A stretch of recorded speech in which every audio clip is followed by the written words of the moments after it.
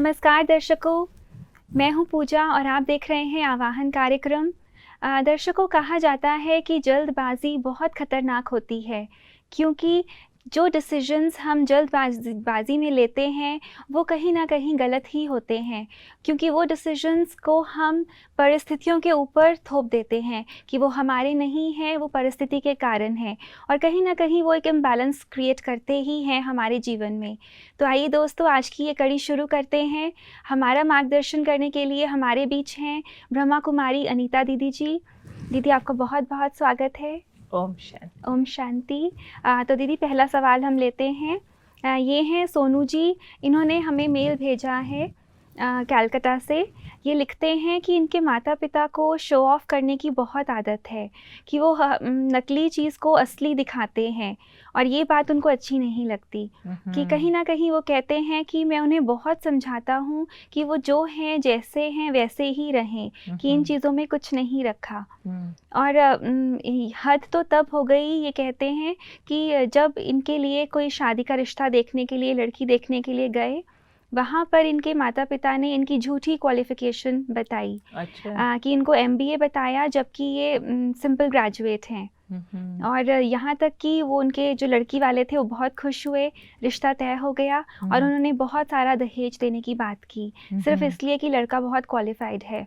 ये कहते हैं कि उस वक्त तो मैं बोल नहीं पाया, पर अब मैं बहुत असमंजस में हूँ कि मुझे क्या करना चाहिए। और इनके पेरेंट्स का ये तर्क ये देते हैं कि इससे रिस्पेक्ट मिलती है, इसमें कुछ गलत नहीं है, किसी का नुकसान नहीं होता। कि आप बहुत समझदार हो और आपकी समझदारी की हम तारीफ करते हैं, लेकिन इस समय जो आप एक उलझन में आ गए हैं, उस उलझन के लिए आपको कुछ सशक्त कदम उठाने की ज़रूरत पड़ेगी।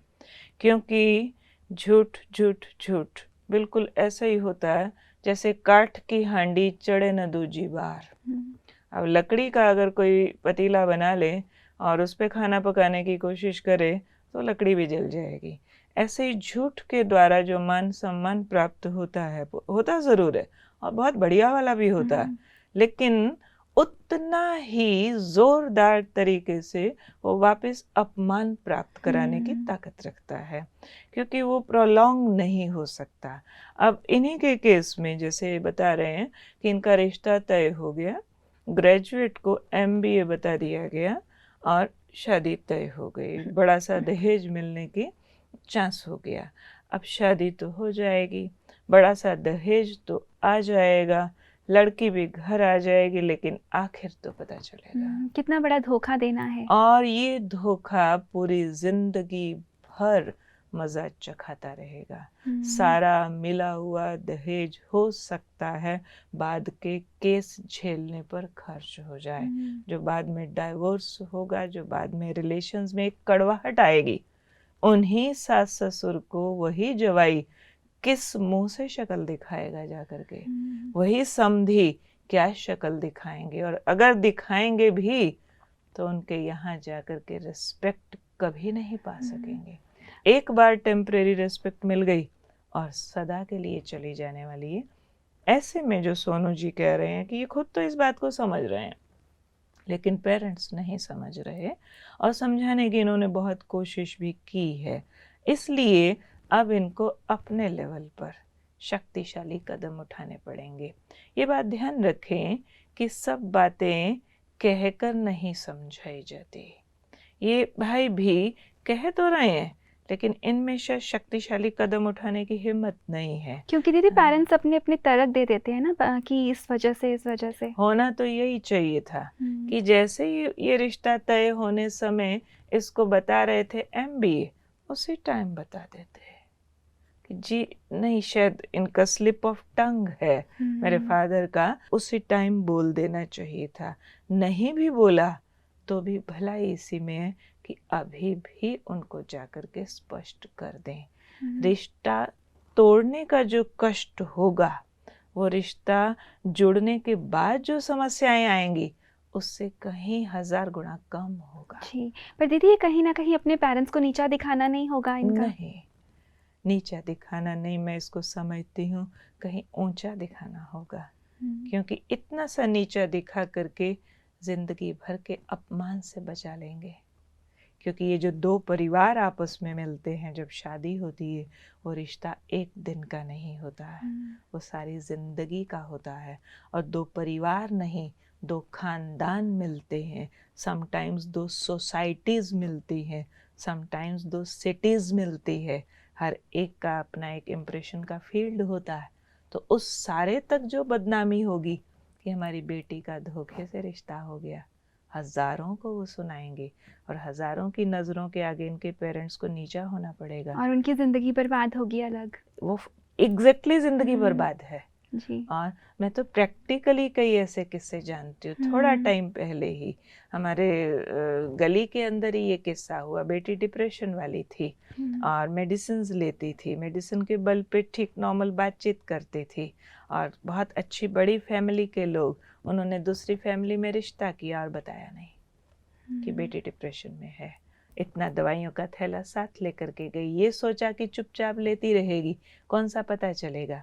अब वो बच्ची जब दवाइयाँ लेती थी तो 10 घंटा सोती रहती थी। अब इन लॉज को लगा इतना सोती है, आखिर सोना माफ़ किया करते करते उसके कोई दिन ऐसा हुआ दवाई लेना भूल गई।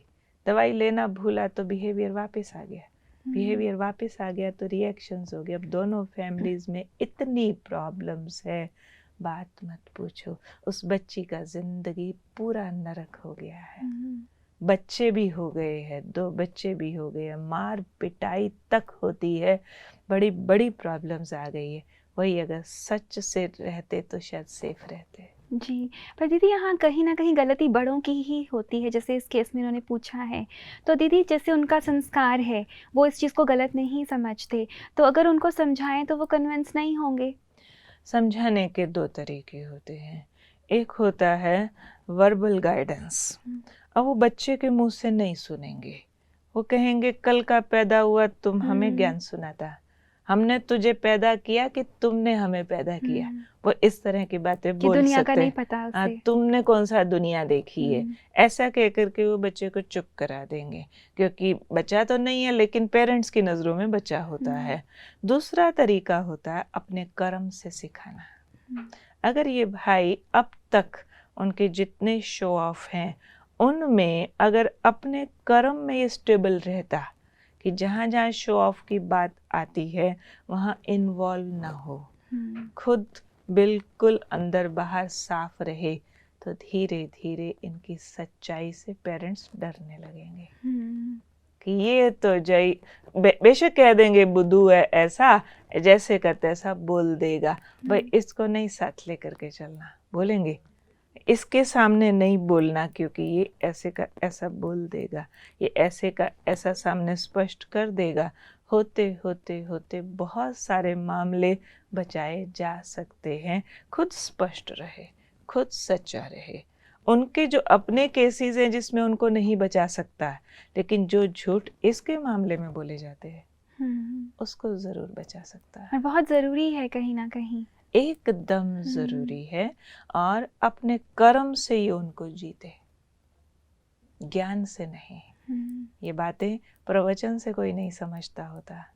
इसके लिए रोल मॉडल बनने की ज़रूरत है और सहनशील बनने की ज़रूरत है, क्योंकि जहाँ जहाँ ये सच से पेश आएगा वहाँ वहाँ रिएक्शन होगा। पेरेंट्स विरोध करेंगे ज़रूर, बुरा भला कहेंगे ज़रूर, क्योंकि अगर वो धोखा देने की टेंडेंसी रखते हैं तो ईगो कहीं ना कहीं बहुत ज़्यादा है। तो इसको बुरा नहीं मानना है, इसको इंटरनली स्टेबल रहना है कि इसके पास कीमती चीज़ है जी। तो उस कीमती चीज़ की अंदर एक सराहना करे, अपने पर नाज करे, तो उसकी चमक घर वालों को बहुत सारी समस्याओं से बचा देगी। पर दीदी इतनी उम्र में आने के बाद संस्कार अक्सर चेंज नहीं हो पाते, और वो भी अगर छोटा बच्चा हो ना, उनसे तो छोटे ही हैं, तो अगर वो कुछ चेंज करने की कोशिश करें चाहे अपने कर्मों से ही, तो ये कितना मुमकिन है?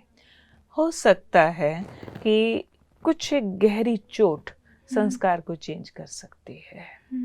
छोटी मोटी बातें तो नहीं चेंज करेंगी, लेकिन जैसे कोकोनट होता ना, हार्ड शेल है, आप उसके अंदर का मीठा फल अगर खाने चाहते हैं तो इजीली नहीं खा सकते।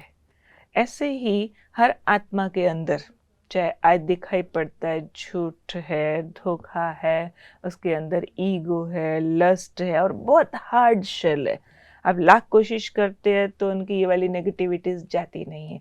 पर आध्यात्मिक ज्ञान ये कहता है हमको कि हर आत्मा अंदर से पवित्र है, अंदर से सच्ची है हर आत्मा, लेकिन उसके ऊपर नेगेटिविटीज की, झूठ की, दिखावे की, पाप की इतनी लेयर्स चढ़ गई है कि उसकी हार्ड शेल हो गई है। उस हार्ड शेल को हिट करने की भी ज़रूरत पड़ती है। और हिट करने के लिए जो अपोजिट साइड में वैल्यूज़ हैं वो बहुत हाई पावर होनी चाहिए। जिस तरह से अगर कोकोनट को आपने ड्रिल करना है तो नुकीली चीज़ चाहिए, उसको ब्रेक करना तो हैमर चाहिए, तब आप उसके फल तक या पानी तक अप्रोच कर सकते।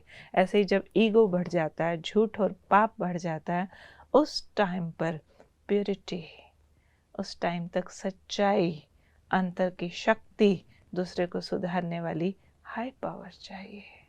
जितना हाई पावर होगी उतना दूसरे को उसमें अपनी शक्ल दिखाई पड़ेगी।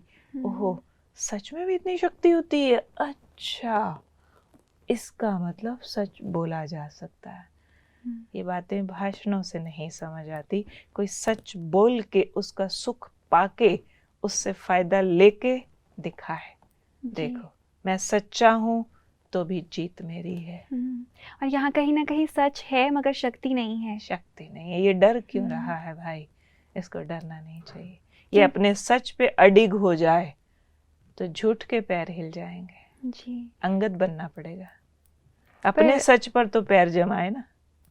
हाँ, एक और देखा जाता है कि पेरेंट्स अपने बच्चे को कन्विंस करते हैं कि जैसे इस केस में उन्होंने कहा हो कि आज दिन तक तो वो गरीबी में रहे, पर अब अगर लक्ष्मी आ रही है छोटा सा झूठ बोलने पर तो वो क्यों ठुकरा रहा है कि वो टैलेंटेड है, वो आगे कुछ भी कर सकता है, तब वो मना उसको रिटर्न बैक कर सकते हैं। तो इस केस में वो क्या डिसीजन ले?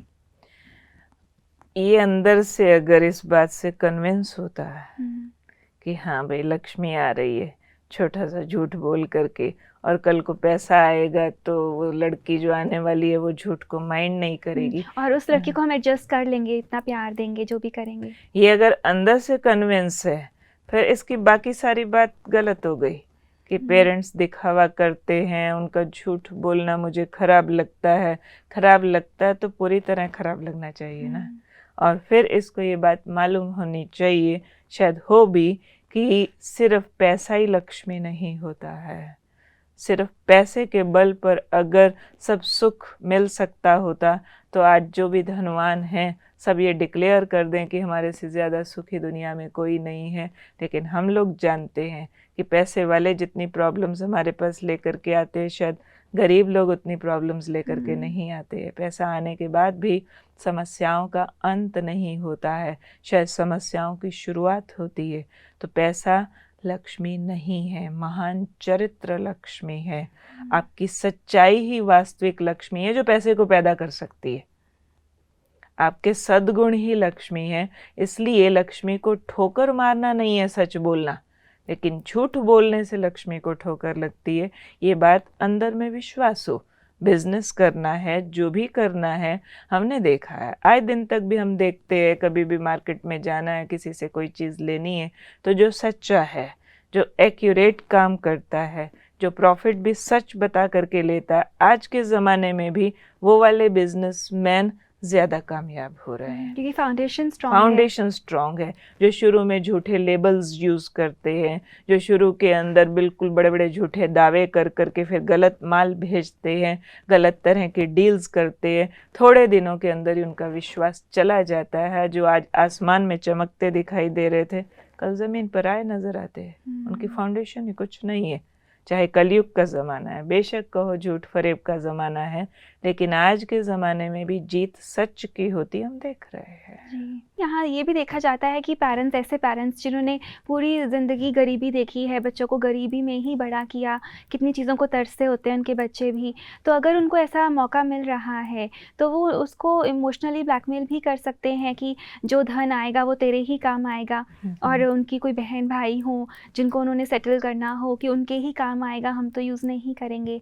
और दूसरा कि सच का ज़माना तो है ही नहीं कि हरीशचंद्र बनकर भी क्या होगा, तो इसमें नुकसान किसी का नहीं है। तो इस केस में क्या चीज़ सही है और क्या गलत? जो भी ये वाला अगर प्रश्न है, पेरेंट्स इस तरह से बात करते हैं तो सिर्फ एक इल्यूजन है, एक मृग तृष्णा से ज़्यादा कुछ भी नहीं है कि हरिश्चंद्र बनने से बात नहीं बनेगी, या हरिश्चंद्र बनने की बात नहीं है सिर्फ, लेकिन राइट और रॉन्ग समझ आता है। ये उस सब्जेक्ट पर झूठ बोल रहे हैं जहाँ बहुत बड़ा खतरा सामने सिर पर मंडरा रहा है। दो परिवार आपस में मिल रहे हैं, अपने ही परिवार में दो चार संबंधी जो आपस में एक दूसरे से छोटा बड़ा झूठ बोल लें तो आज रिश्ता खराब हुआ कल ठीक भी हो जाएगा, पर इस मामले में ठीक होने का कोई चांस नज़र नहीं आता है। बेशक उनको एक पक्ष दिखाई पड़ रहा है कि पैसा आएगा, बच्चे सेटल होंगे, गरीबी ठीक होगी, बिजनेस होगा, पैसे से तो बहुत कुछ होता नज़र आ रहा है, देश विदेश घूम के आओ, ये करो वो करो, लेकिन अगर ये सब ना हुआ तो दूसरा पक्ष भी तो है ना। वो तो एक पक्ष देख रहे, जो झूठ वाला होता है, जो कम ताकत वाला होता है, उसको एक पक्ष दिखाई पड़ता है। और दीदी यहाँ तक कह देते हैं कि हमें कुछ नहीं चाहिए, पर हिडन वो चाहत रहती है। और ये है ब्रॉड पर्सपेक्टिव में अच्छा के साथ बुरा भी तो जुड़ा हुआ है ना। और फिर जिसका बेस ही खराब है, आप कैसे छिपा लेंगे इस झूठ को, और कैसे दूसरे को कन्विंस कर लेंगे कि वो MBA नहीं BA है, पर आपके दिए पैसे से बिजनेस करके अब आपकी बेटी को बहुत अच्छा रखेगा। आने वाले जितने भी उनकी सेरेमनीज होंगी, जितनी भी फैमिली मीटिंग्स होंगी, सब पर एक दाग लग जाएगा। और सबका जो एक बेस होता है किसी भी रिश्ते का, इस बात को ठीक से समझें, किसी भी रिश्ते का बेस विश्वास होता है। किसी ने हमको सुनाया था, लोग कहते हैं हम श्वास से जीते हैं, मगर सच तो ये है हम विश्वास से जीते हैं। पात्र अपेक्षित तो है पीने के लिए, मगर सच तो ये है हम अपनी प्यास से पीते हैं। बहुत सुंदर। अगर जिस रिश्ते में विश्वास नहीं, पैसा कितना भी हो, और रिश्ता टूट जाएगा। न टूटेगा तो जहरीला होगा, एक दूसरे को सताते रहेंगे। और किसी से भी पूछ करके देख लीजिए कि समझो एक घर है, उसमें 4 लोग हैं, घर बहुत बड़ा, पैसा बहुत ज़्यादा, मोटर गाड़ियाँ, फैक्ट्रियाँ, सोना चांदी, हीरा मोती सब कुछ है, पर 4 लोगों का आपस में विश्वास नहीं, एक दूसरे पर शक करते हैं, एक दूसरे से डरते हैं, डराते हैं। आप उस घर में रहना चाहेंगे? या फिर दूसरा घर है जहाँ धन थोड़ा है, साधन थोड़े हैं, 4 लोग हैं, एक छोटे से कमरे में, छोटी सी छत के नीचे, पर विश्वास बहुत, प्यार बहुत, एक दूसरे के लिए मरना जानते। चॉइस इज योर्स, कौन सा घर चाहिए ना। अल्टीमेटली तो सुख और शांति ही चाहिए होती है। नहीं तो पैसा भी ये लोग किस लिए चाह रहे हैं? सुख शांति बेचकर पैसा ले रहे हैं, तो उस पैसे का क्या करेंगे?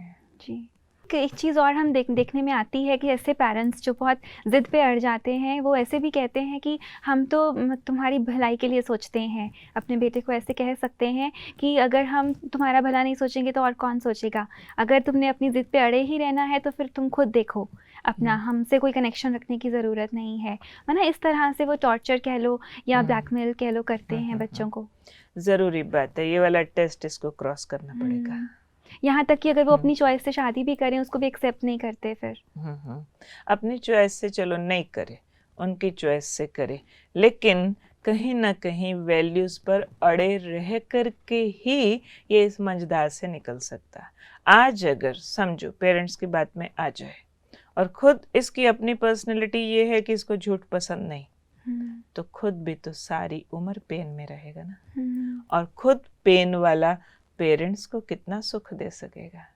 आज अगर वैल्यूज़ के बल पर अपने आप को पेन फ्री करे, तो जो अंदर अपने अंदर एक सच्चा सुख ले रहा है, वो सुख ट्रांसफ़र कर सकता है। ये वाली बात तो एक गीदड़ भभकी होगी, उससे ज़्यादा कुछ नहीं, कि आज के बाद तेरा हमारा लेन देन नहीं है। और हमारा विश्वास ये कहता है कि इस तरह अगर कोई वैल्यूज़ पर टिका रहता है, ठीक तरह से व्यवहार में आता है, उसको पैसे की कमी भी होने वाली नहीं है। हमारा लंबे काल का अनुभव है, पैसा सिर्फ झूठ, फरेब, धोखाधड़ी से नहीं, कर्म से आता है। महान कर्म जिसने किए हुए हैं, दूसरों को सुख देने का सोचा हुआ है, व्यवहार में एकदम ट्रांसपेरेंट रहा हुआ है, ऐसे लोगों का पैसा परछाई की तरह, हाथ की मैल की तरह उनके पीछे पड़ जाता है। हजारों फैमिलीज को जानती हूँ ऐसे, हजारों को, जो बहुत थोड़े में थे। हमने तो लेबरर कॉलोनीज में सेवा की हुई है। लेबरर कॉलोनीज में जाकर के ऐसे ऐसे फैमिलीज को हमने ट्रेनिंग दिया, पढ़ाया, मेडिटेशन सीखा, झूठ बोलना छोड़ा, गलती करना छोड़ा। धीरे धीरे आज वो लोग अच्छे घरों में अच्छे सेटल होकर के रह रहे हैं। तो ये नहीं कहा जा सकता कि सिर्फ बेईमानी, झूठ और फरेब से ही काम चलते हैं। सच्चाई से भी चलते हैं, पर लोग डरते हैं, जल्दी डर जाते हैं। थोड़ा टेस्ट देना पड़ता है। इस तरह के टेस्ट आते हैं, कभी रिलेशन में आगे पीछे हो जाएगा, लोग टॉन्ट करेंगे, कमेंट करेंगे, रिश्ता तोड़ेंगे, ये करेंगे, तो लोग इम्पेशेंट होकर के अपनी सच्चाई से जल्दी हिल जाते हैं जी। इसलिए उनको लगता है कि सच्चाई का ज़माना नहीं, क्योंकि खुद ही हिले हुए हैं, ज़माना कहाँ से आएगा। और कहीं ना कहीं वो सोचते हैं कि हमें इज्जत नहीं मिलेगी सोसाइटी में। लगता है नहीं मिलेगी, पर बहुत बड़ा सच ये है कि आज के ज़माने में भी हर एक को वैल्यूज पसंद है जी।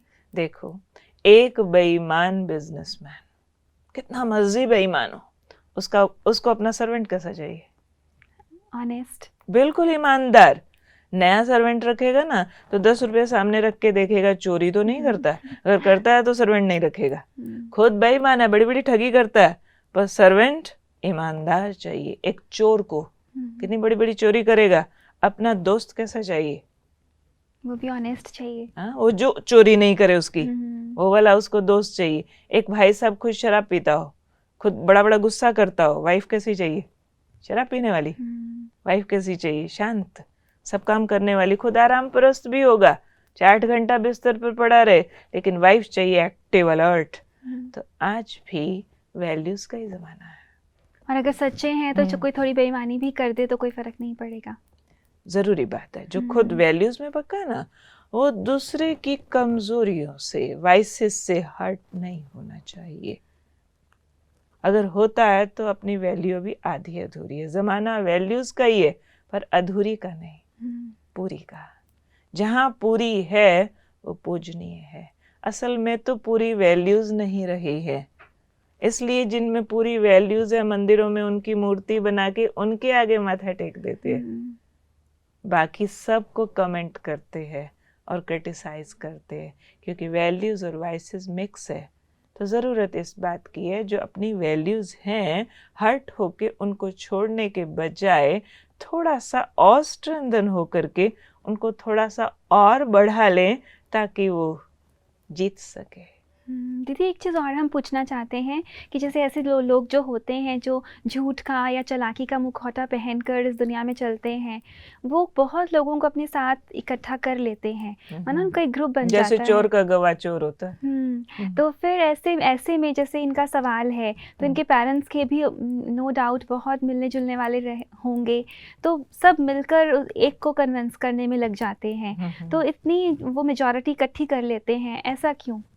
और इसको ब्रेक कैसे किया जाए? मेजॉरिटी तो इकट्ठी होना स्वाभाविक है ना, लाइक माइंडेड ग्रुप होगा ना, उनकी वेवलेंथ मैच करती है ना।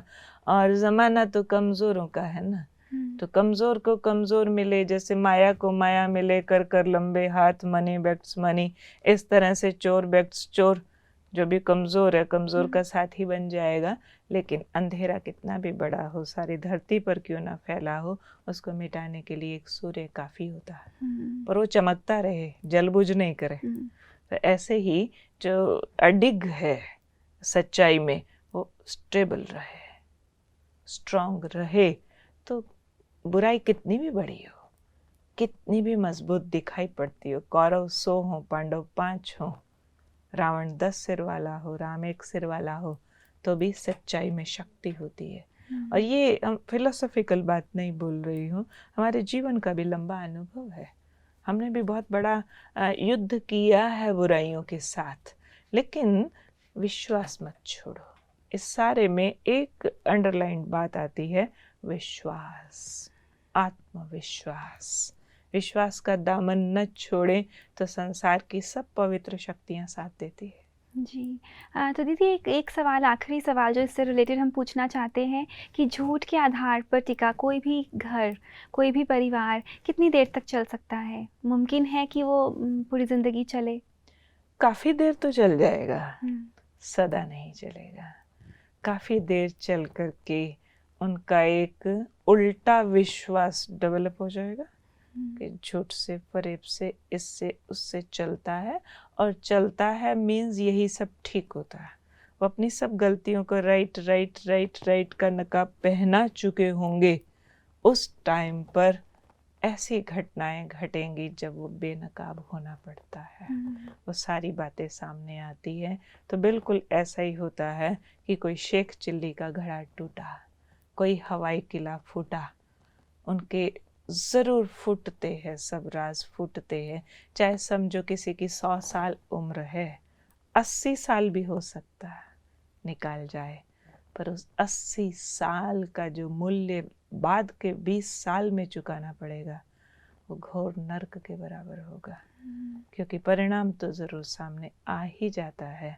इस तरह से जो सींचा हुआ है, समझो एक जहर का पौधा, कोई जहरीली चीज़ का सींचते जब फलीभूत होगा, उससे जो फल सामने आएगा वो कितना पॉइजनस होगा और कितना नुकसानकारक होगा। जी, पर दीदी उन्हें रियलाइज़ नहीं होता। जैसे पेरेंट्स है, पूरी ज़िंदगी बिता दी इन्हीं चीज़ों के साथ, और वो ठीक भी निकली उनकी ज़िंदगी, और बच्चे का सवाल आया तो वो उस पे भी इम्प्लीमेंट करने की कोशिश कर रहे हैं।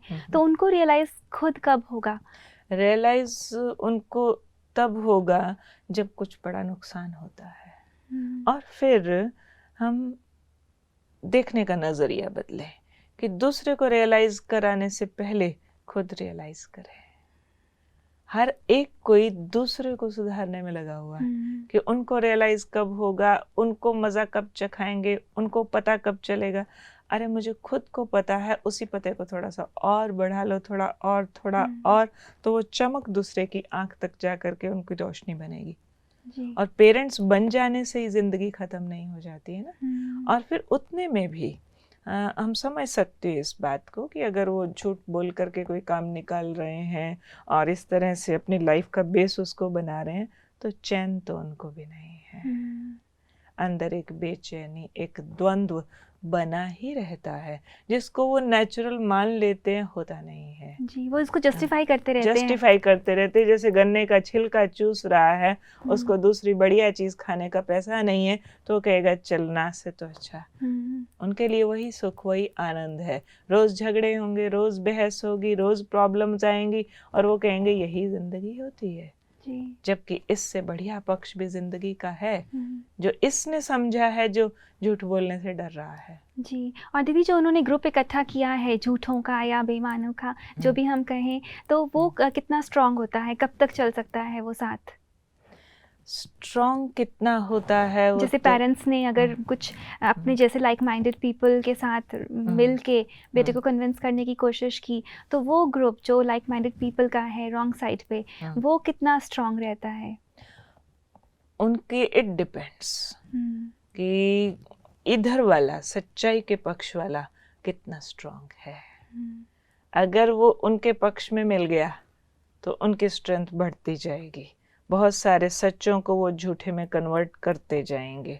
करते करते करते उन सारों का जो ग्रुप होता है ना, वो एक बार तो अंधविश्वास में आ जाता है कि हम ठीक है। ऐसे टाइम पर विधि का विधान है, विधि का विधान है, कोई ना कोई घटना जरूर घटेगी जो उनकी आंख खोलेगी, जो उनको ये एहसास होने लगेगा कि ये अगर हम ऐसा नहीं करते तो आज हमको ये दिन नहीं देखना पड़ता।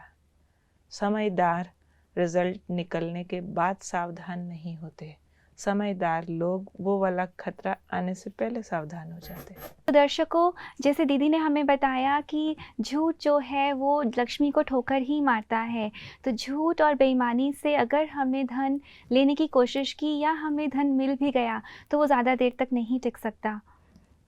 वास्तव में जो लक्ष्मी है वो पैसा नहीं है, वो उसके बजाय एक खरीदा हुआ मान शन, जैसे आप समझो। मेरे को इस पर एक छोटी सी बात याद आ रही है कि एक सेठ था, तो बहुत पैसे वाला, लोग उसको बहुत दुआ सलाम बोलते थे, जहाँ से भी निकल जाते, सेठ जी नमस्ते, सेठ जी राम राम, इस तरह से। और उसकी एक आदत थी सेठ की कि जो कोई उसको नमस्ते राम राम बोलेगा ना, तो हर एक को एक ही आंसर देता था, अच्छा जी कह देंगे, अच्छा जी कह देंगे। अब लोग उससे वापस कुछ पूछते नहीं थे, हेजिटेट करते थे, बड़ा आदमी है, इससे हम क्या पूछें। तो एक दिन एक भाई ने संकोच करते करते पूछ ही लिया कि सेठ जी, ये जो आप बार बार कहते हैं कि अच्छा जी कह देंगे, इसका मतलब हमें नहीं समझ में आया कि लोग नमस्ते के बदले में नमस्ते बोलते हैं, राम राम के बदले में राम राम बोलते हैं, आप बदले में हर एक को यही बोलते रहते हैं, अच्छा जी कह देंगे। तो सेठ जी हंस पड़े। हंसते हंसते उन्होंने उस भाई को अपनी दास्तान सुनाई कि मैं पहले बहुत गरीब था, और जब मैं गरीब था ना, तो कोई मेरे को दुआ सलाम नहीं बुलाता था, मैं कहीं से भी निकल जाता, कोई मेरी पहचान ही नहीं होती थी। तो जब से मैं पैसे वाला हुआ हूँ तो लोग मुझे बहुत दुआ सलाम करते हैं।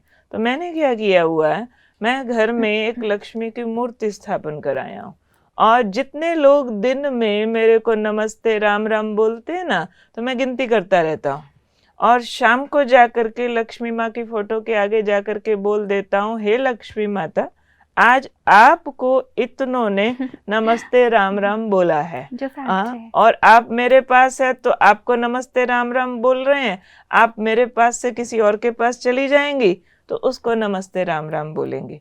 तो ये कुल मिला के कहने की बात क्या है कि सुपरफिशियल है, और लक्ष्मी आनी जानी चीज है, लेकिन जो सुख शांति है, आंतरिक चीज है, वो आपके थॉट सिस्टम में होती है, वो आपके एटीट्यूड में होती है, वो सुपरफिशियल चीज़ों में कभी भी होती नहीं है। इसलिए इस तरह की एक मनोदशा से आज की मानवता को बाहर निकलने की ज़रूरत है, और जो ऐसा बाहर निकल जाते हैं उनके पास फिर सच्ची लक्ष्मी आती है, जिसके चले जाने का खतरा ना हो।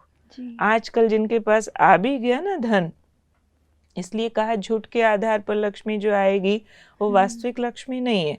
अगर धन आ भी गया झूठ के आधार पर तो डर के साथ आएगा, और ऐसे डर के साथ कि जितना ज्यादा पैसा उतना ज्यादा इनसिक्योरिटी, उतना ज्यादा स्ट्रेस, उतना ज्यादा मिसयूज। इसलिए जो सच्चे तरीकों से ईमानदारी से धन आता है वो डराता नहीं है जी, उसमें विश्वास होता है। बहुत सुंदर दीदी, आपने अपना हमें समय दिया, क्योंकि समय इतना नहीं है कि हम और चर्चा कर सकें, तो आज की कड़ी हम यहीं समाप्त करना चाहेंगे। आपका आने के लिए बहुत बहुत धन्यवाद। ओम शांति। ओम शांति। तो दर्शकों, हमने जाना कि जो पैसा है, जो धन है, माया है, वो एक परछाई की तरह है। अगर हम उसके पीछे भागेंगे तो हमसे आगे आगे दौड़ेगी, और अगर हम वैल्यूज़ को इम्पोर्टेंस देकर ज़्यादा वैल्यूज़ की तरफ अपना डायरेक्शन रखेंगे तो धन अपने आप पीछे पीछे आएगा। तो दर्शकों, यूं ही आप हमारा कार्यक्रम देखते रहिए। कोई सवाल है हमें ज़रूर भेजिए, हमें इंतज़ार रहता है। आज की कड़ी देखने के लिए आपका बहुत बहुत शुक्रिया।